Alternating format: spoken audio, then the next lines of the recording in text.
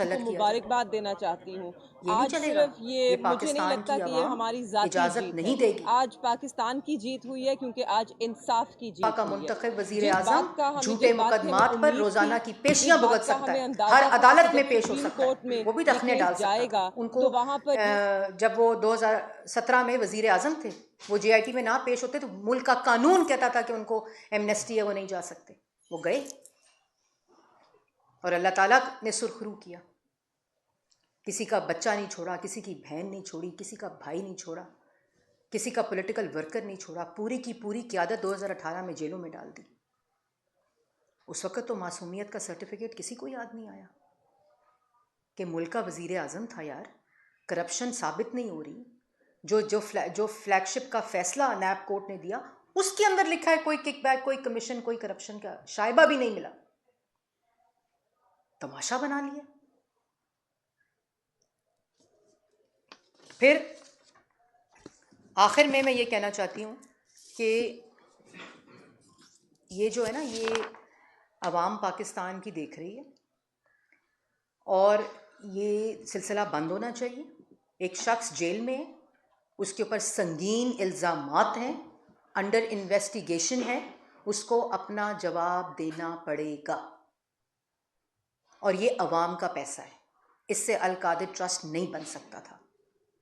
ये अवाम का पैसा है, इससे 5 कैरेट की अंगूठी नहीं ली जा सकती थी।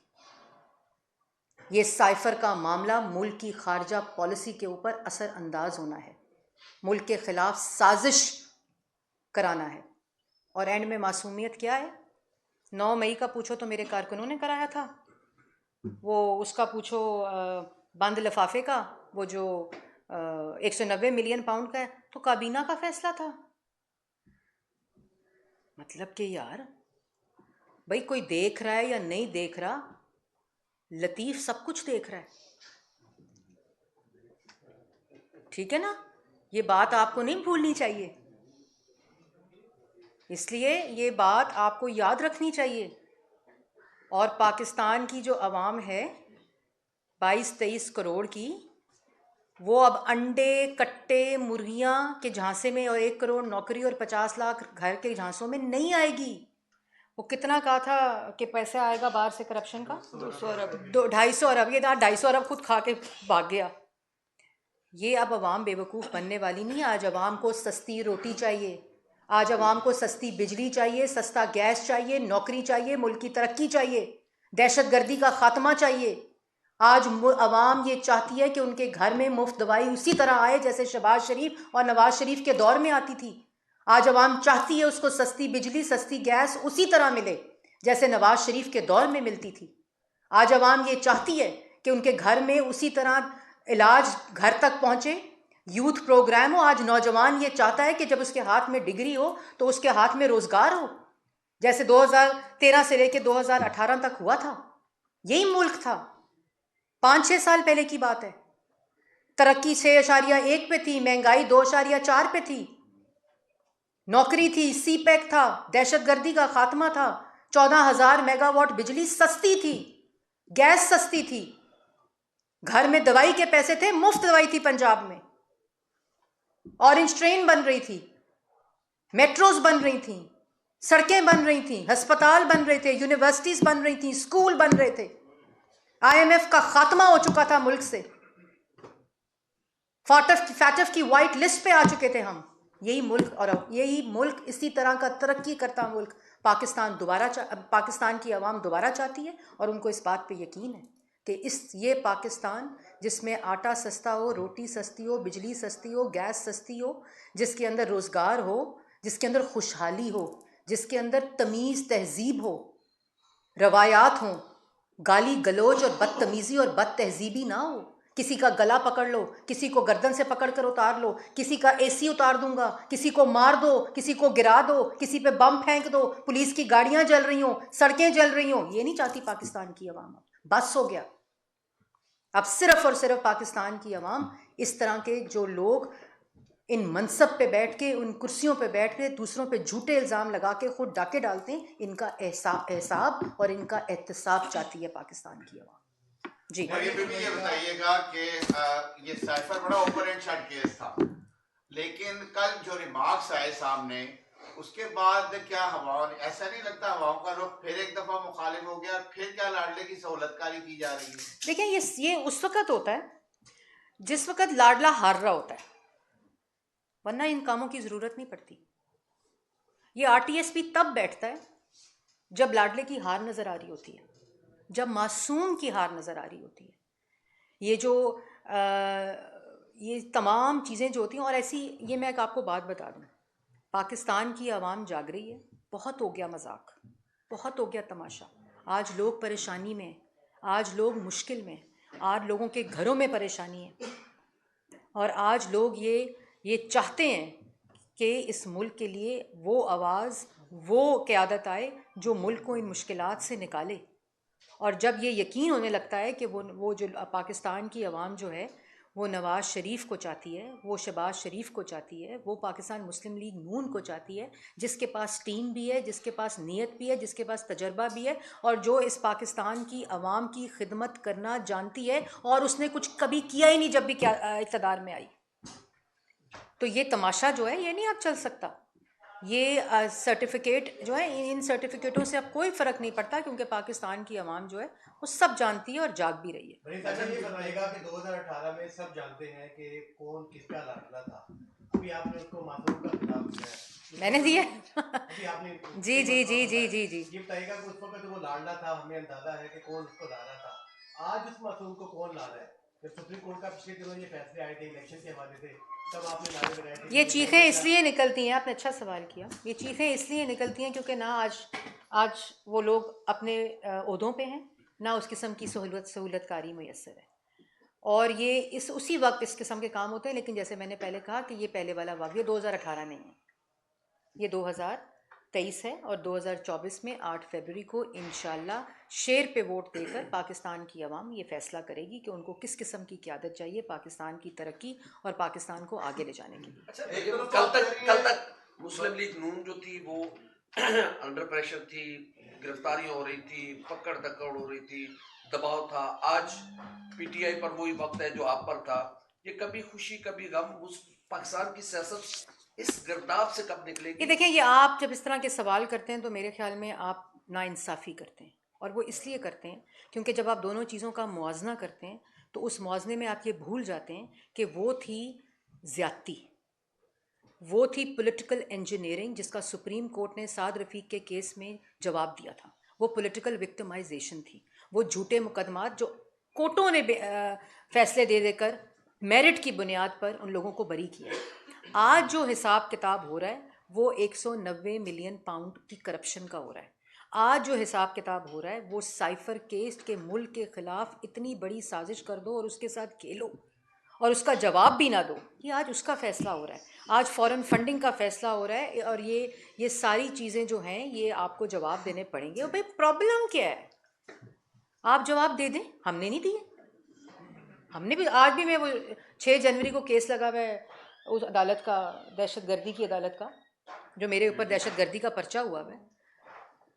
मतलब कि मैंने तो नहीं 9 मई की थी, मैं वहाँ पेशियाँ भुगतती हूँ रोज़ जाकर, जाना जाऊँ तो वारंट आ जाते हैं गिरफ्तारी के। तो छिपा वो क्यों ना जवाब दे। मैं जितनी शहरी हूँ वो भी इतना ही शहरी है, और मैंने उस मनसब पर बैठकर मुल्क को नहीं लूटा, उसने उस मनसब पर बैठ के मुल्क को लूटा है, मुल्क के खिलाफ साजिश की है। ये मासूमियत के सर्टिफिकेट देने से ये चीज़ें नहीं बदल सकती। मैडम, आप एक तरफ तो कह रही कि अब मासूम पहले लाडला बनाकर लाया गया, अब मासूम बनाकर, तो दूसरी तरफ आप ये जवाब में ये कह रही हैं कि अब वो वाले लोग जो है वो जो लाडला बनाकर लाए थे वो नहीं है। तो फिर ये मैंने ये नहीं कह रही लाया जा रहा है, मैंने ये नहीं कहा लाया जा रहा है, मैंने कहा लाने की कोशिश की जा रही है जो नाकाम है। जरा वो थोड़ा सा एलेबोरेट उसको कर दे कि कौन कर रहा है ये कोशिश। अब तो वो लोग भी नहीं है। मैंने पूरी प्रेस कॉन्फ्रेंस में क्या कहानी दी आपको? वो लोग कौन है? वो अदलिया है या कोई? देखिए, जहां से भी मैं आपको वाज़िया तौर पे बताना चाहती हूँ, मैं वाज़िया तौर पे बताना चाहती हूँ कि जहां से भी मुल्क के मुजरिम को जहां से भी बचाने की कोशिश की जाएगी, ये ज़्यादती है। आपके ख़िलाफ़ एक, मुझ पे अगर इल्ज़ाम लगा है दहशतगर्दी का, मुझ पे पर्चा हुआ है दहशतगर्दी का, तो मैं अदालत जाती हूँ ना, वहाँ जवाब देती हूँ, जज के आगे खड़ी होती हूँ। तो अगर मैं पाकिस्तान की शहरी हूँ और मेरे पे जब ये इल्ज़ाम लगता है तो मैं जाती हूँ। नवाज शरीफ मुल्क का 3 दफ़ा का मुंतखब वज़ीर आज़म था, पूरी दुनिया को पता था झूठ है, अकामे में नाम नहीं है, फास्ट ट्रैक के ऊपर केसेस चलते थे, JIT बनती थी, सब कुछ पता था। अदालत जाते थे, पेश होते थे, बेटी के साथ पेश होते थे, पूरी क़यादत। शहबाज शरीफ साहब, साफ पानी, गंदा नाला, मैं तो केसों के नाम ही भूल गई हूँ अब जितने केसेस बने थे। वो 36 पत्ते 56 कंपनियां कभी छब्बी हो जाती सन। मतलब कि देखे ना, पूरी मजाक का वो आलम था। तो ये जो मैंने ये नहीं कहा कि मैंने ये कहा है कि अब जो मुल्क का वज़ीर आज़म बनेगा वो वोट से बनेगा, और अवाम इस फ़र्क को जान चुकी है कि जिसने उनकी रोटी महंगी की है, गैस बिजली दवाई महंगी की है, नौकरियां छीनी है, रोज़गार छीना है, मुल्क की तरक्की छीनी है, उसको वोट नहीं मिलेगा।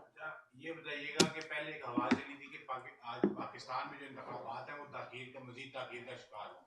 कल के 2 फैसलों के बाद, 2 डेवलपमेंट्स के बाद दोबारा से ये हवा जो चलने लगी कि इलेक्शन जो है वो वक्त पर 8 फरवरी से मजीद डिले किए जा सकते हैं, चाहे वो 1 हफ्ते के लिए हो चाहे 6 माह के लिए। तो क्या आपको इलेक्शन 8 फरवरी को होते नजर आ रहे हैं? देखें, इलेक्शन होते नज़र नहीं आ रहे, इलेक्शन 8 फरवरी को होंगे इंशाल्लाह। और अगर मुस्लिम लीग और वाहिद मुस्लिम लीग नून की जमात है जो अभी अपना पार्लियामेंट्री प्रोसेस टिकट्स देने का मुकम्मल कर चुकी है, ऑलमोस्ट एक डिवीज़न रह गई है, लाहौर डिवीज़न है ना। और बाकी सारे रोज़ सुबह 8 बजे यहाँ पार्लियामेंट्री बोर्ड शुरू होता है, 5 बजे शाम को 6 बजे ख़त्म होता है। मैनिफेस्टो की तैयारी है, गहमा गहमी स्टार्ट हो गई है। एडमिनिस्ट्रेटिवली पार्टी के अंदर जो इंतज़ामात होते हैं वो मुकम्मल हो गए हैं। हमारे जो कैंडिडेट्स हैं वो इंशाल्लाह अभी टिकट्स की अनाउंसमेंट्स होंगी नॉमिनेशन पेपर्स के बाद, वो इलेक्शन लड़ेंगे। 8 फरवरी को इलेक्शन इंशाल्लाह होगा। अच्छा मैडम, ये बताइएगा कि जिस तरह इमरान खान फिर अच्छा ये बता दें कि बुशरा बीबी बशर्ते कि आप ऐनक पहन के सवाल अच्छा करें। बुशरा बीबी मैम बुशरा बीबी के जो वकील है लतीफ खोसा, पहले उनके घर के ऊपर फायरिंग हुई। अच्छा फिर उसके बाद साकिब निसार जो है उनके घर के ऊपर फायरिंग हुई, और दोनों केसों के अंदर ये हुआ कि पुलिस जो है खुद मुद्दई बन गई, मुद्दई का पर्चा जो है दर्ज नहीं हुआ। ये आप नहीं समझते कि इस तरह की ये कौन करा रहा है इसके बैक के ऊपर? ये तो पंजाब हुकूमत को आप पूछें या पुलिस को, मैं तो उसका कोई ताल्लुक नहीं। हम तो अभी इस वक्त तो हम इलेक्शन की तैयारी कर रहे हैं। अच्छा मैडम, जो वज़ीर-ए-आज़म बनेगा वोटों से बनेगा। जिस तरह इमरान खान को लाया गया था, पूरी सपोर्ट थी, RTS बिठाया गया, उसी तरह लग रहा है कि नवाज शरीफ को भी लाडला बनाकर लाया गया है। आखिरकार ये कौन है जो लाडला बनाकर? अच्छा, बड़ा अच्छा लाडला है कि 3 दिन पहले भी इस्लामाबाद हाई कोर्ट में बैठ के अपने जवाब दे रहा था। बड़ा अच्छा लाडला है। 1999 के बाद इलेक्शन 2013 का लड़ने की इजाज़त मिली। ये देखें, ये परसेप्शंस क्रिएट की जाती हैं और मसनूई तौर पे बनाई जाती हैं, और आवाम को एक उस नैरेटिव के अंदर कंफ्यूज किया जाता है। और हम इलेक्शन लड़ेंगे इंशाल्लाह। ये पाकिस्तान की आवाम ये अब फैसला करेगी कि ये इस किस्म के लाडले मुसल्लत करके उनके मुल्क की तरक्की नहीं छीनी जा सकती। 8 फरवरी को इलेक्शन में जो वज़ीर-ए-आज़म बनेगा, आप कह रहे हैं कि वोट से बनेगा, नून लीग उसको तस्लीम करेगी या उसे भी कोई मासूमाना फैसला करार देगी? दूसरा ये बताइएगा कि जिस तरह इन्होंने कहा कि 8 फरवरी का एक इबाम सा पैदा हो रहा है दोबारा, तो इस बात को मुस्लिम लीग नून, अगर कोई इस तरह का बनता है सिनेरियो के डिले की तरफ जाता है, तो मुस्लिम लीग नून इस पे अगर किसी ने 8 फरवरी को डिले होने की ये कन्फ्यूजन फैलाई है, और ये एक जो आपने अभी वर्ड यूज़ किया था कि अगर ये अभाम फैलाया है कि तो वो PTI खुद थी लाहौर हाई कोर्ट के अंदर जो उनकी पिटिशन गई थी, ठीक है। ये फैलाने ये करते ऐसे हैं, ये बैकडोर खेलना है, बैकडोर एक्सटेंशन ले लो, बैकडोर ये कर लो, ये जानबूझ के इस किस्म की हरकतें करते हैं ताकि मुल्क के अंदर कन्फ्यूजन आए, अफरा तफरी फैले और इस किस्म के फ़ैसले किए जाएं।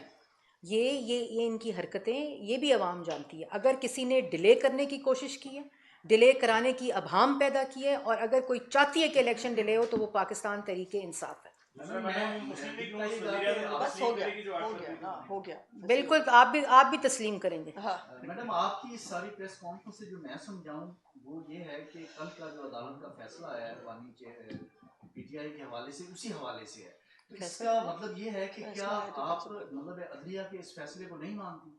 देखिए, फैसले को मानना या ना मानना ये हमारा आईनी और कानूनी हक होता है। जब फैसला आ जाता है तो वो पब्लिक डोमेन में आ जाता है, उसके ऊपर हमारा मानना या ना मानना वो हम हक भी रखते हैं। और जिस वक्त हमने तो उस वक्त भी कुछ नहीं कहा जब सिसिलियन माफिया गॉड फादर के सर्टिफिकेट दिए गए। अदालतों का एहतराम तो हम करते हैं, लेकिन हमें तो कभी गुड टू सी यू और विशिंग यू गुड लक नहीं कहा गया। तो ये फ़ैसला जब भी आएगा जिसके अंदर ये तासुर जाएगा कि वो फ़ैसला बायस है, वो फ़ैसला पब्लिक डोमेन में क्रिटिसाइज भी होता है और उसके ऊपर तनकीद रखने का हक भी हम रखते हैं। जी बस जी। वो नहीं एक वो ताहियात ना अहली वाली एक चीज़ जो है वो सुप्रीम कोर्ट की तरफ से जो नवाज शरीफ की हुई थी 2 जनवरी को शायद उसके लिए अखबार में इश्तिहार भी दिया गया, तो जामे जवाब जमा करवाएगी मुस्लिम लीग नून मियां वो हमारी लीगल टीम फैसला करेगी। फ़िलहाल मुझे जितनी इन्फॉर्मेशन है कि इंशाल्लाह 8 फरवरी को नवाज शरीफ साहब इलेक्शन लड़ेंगे।